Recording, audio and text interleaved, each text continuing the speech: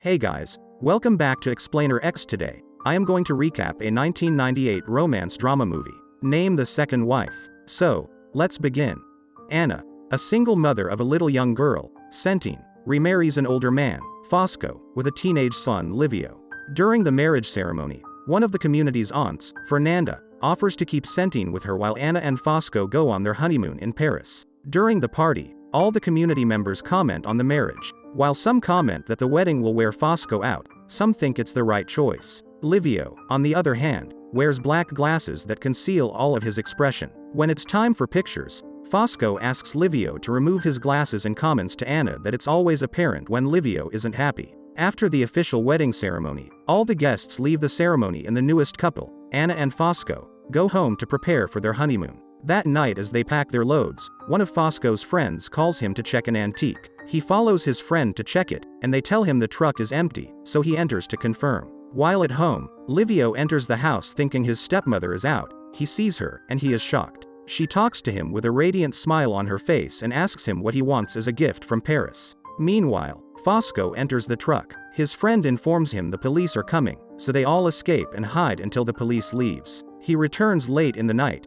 makes out with Anna and tells her they will go on their honeymoon the following day. The next day as planned, they both leave for their honeymoon leaving Centine behind and Livio. They return a few days after, and Centine hugs her mother. Anna goes to Centine and Fernanda. She gives Fernanda the gift she brought back for her from Paris and asks about the well-being of her little girl. Fernanda asks her what she views about Fosco, and she tells her he is weird. To comfort her, she tells her all men are weird too. Fosco goes to meet Livio. He gives him a gift that seems like a pencil with a nude woman drawn on it. Livio takes this pencil to his naive friends, and they talk about how it is to have intercourse with a woman. Anna gets closer to other community members as they all talk and gist about how Paris is and all her experience in Paris. While they talk, they overhear Fosco insulting Livio for not packing the truck correctly. He tells him he has to learn how to defend himself and not be a useless person like his uncle as he can't cater for two different useless people. As they leave for home, Anna tries to tell Fosco that the way he speaks to Livio isn't good, and he can talk to him in a much more friendly manner. Fosco insists Livio is used to it, and he is sure Livio isn't as burdened as Anna is making it seem.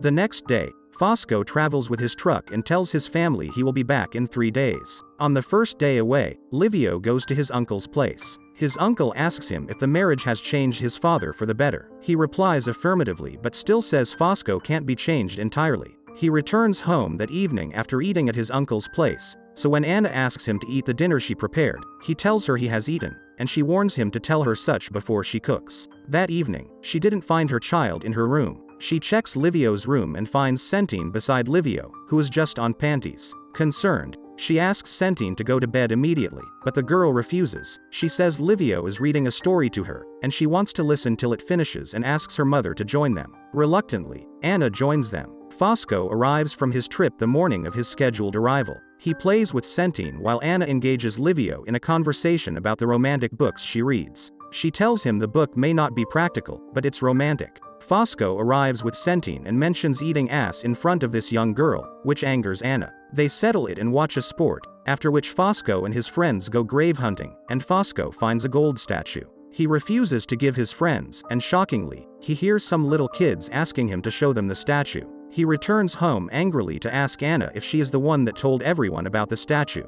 Anna suggests the kids probably heard it when she was telling Fernanda. Fosco gets angry, but Livio defends Anna saying grave hunting is a usual thing in their society and almost everyone knows about ghost hunting. Their dinner table gets divided, and Livio walks out. While Centine goes to play Firefly, Anna and Fosco make out. Fosco tells her he hasn't figured her out yet, but he will ensure he does. The following day, Livio and his friends go to the waterside. As usual, they strip naked and swim in the water while a young lady who has always checked them out watches them and touches herself. That night, due to the heat, Livio says on the tree, and Anna walks there to continue her book. He asks her to join him on the tree, but she refuses. She sits down, and they engage in a conversation where Livio asks her if she sees him as a friend or family member. She replies that she sees him as Fosco's child. He asks if he's like her brother, but she insists she hasn't spoken to her brother in years. He compares himself to a cousin, and she tells him she once had a cousin Antonio who was much older than her, but she liked him. She would always write stories about Antonio in her secondary school's composition, but Antonio never noticed her till he relocated to Australia. He laughs at her that she has a crush on her cousin.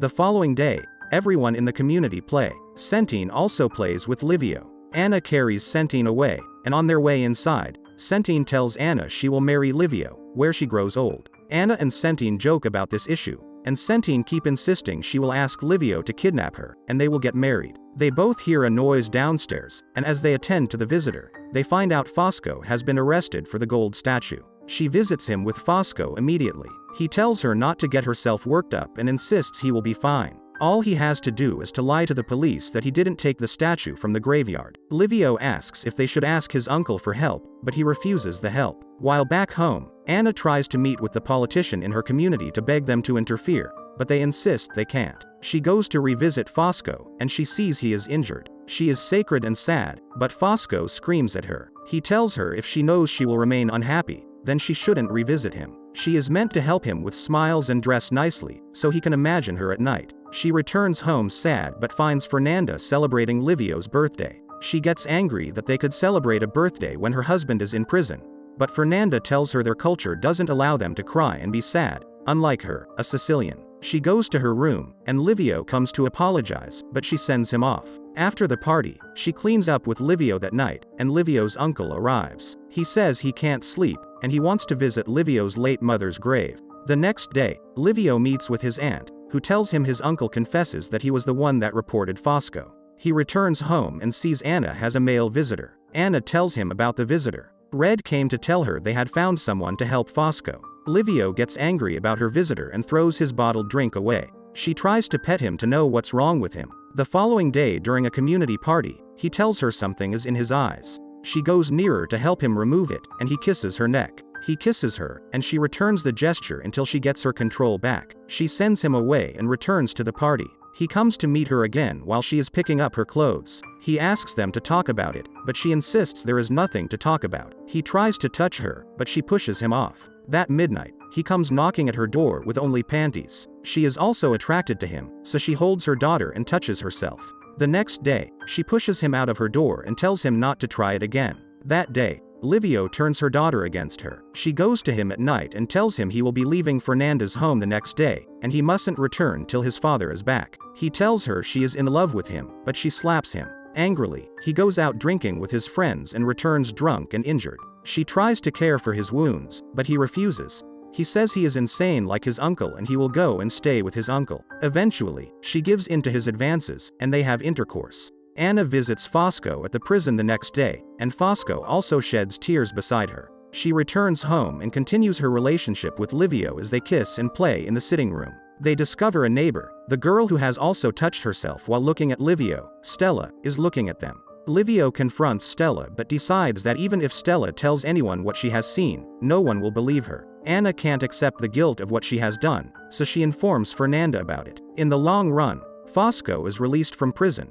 and the community organize a welcome back party. Fosco goes to the sea during the party, where he meets Stella, who informs him of what happened. After the party, he tells Livio they have to forgive each other, if not, they won't be able to leave in peace. Before retiring to bed that night, Livio and Anna share final suspicious glances. She returns to the room, and Fosco touches her for intercourse. He satisfies himself on top of her with a smiling face while Anna stays under him in tears. At the end of the movie, Livio gets married, and the family take their family photograph. And the movie ends here. So I hope you enjoy the video, so click any video of 3 them and enjoy next, and don't forget to subscribe our channel and hit the like button. Thank you for watching, see you soon.